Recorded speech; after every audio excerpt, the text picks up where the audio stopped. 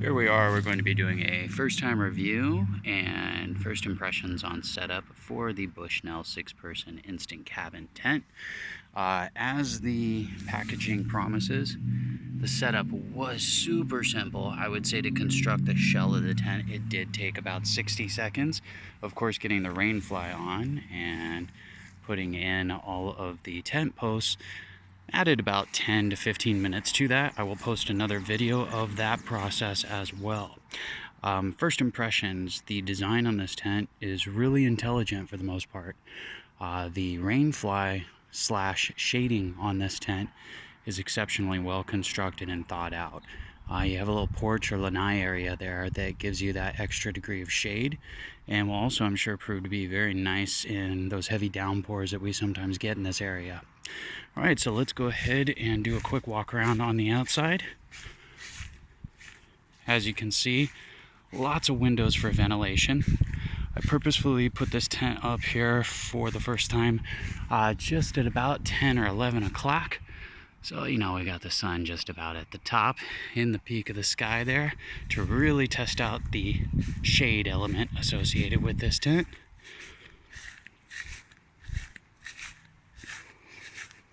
And it is kind of difficult to see in other photos how deep this front porch area is.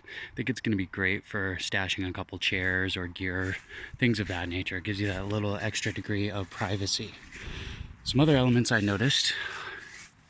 I really like the fact that you have the rainfly not touching the top of the tent. That's going to be really good for avoiding condensation and giving you additional airflow. All right, so no slippers in the tent, of course. Let's go ahead and open her up. As you can see, zipper is heavy duty, really easy to unzip with one hand, which is a blessing because I hate struggling with that when you're carrying stuff in your hands. And as we step in, again, this is an 11 by 9 tent, so you see lots of great floor space. It does look like it has a minimal tub to it, so shouldn't get any real issues with water coming in through the bottom seals.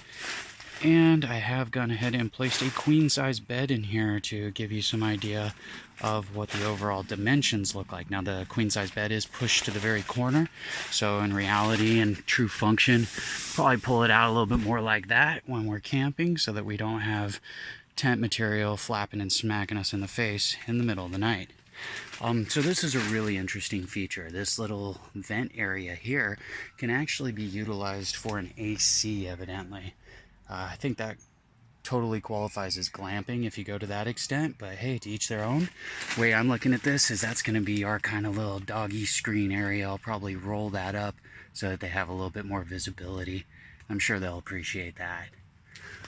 Now, when we look at the top of the tent, we're going to have a lot of great stargazing on those clear nights. As you can see, that's all tented material. Looking forward to that. All right.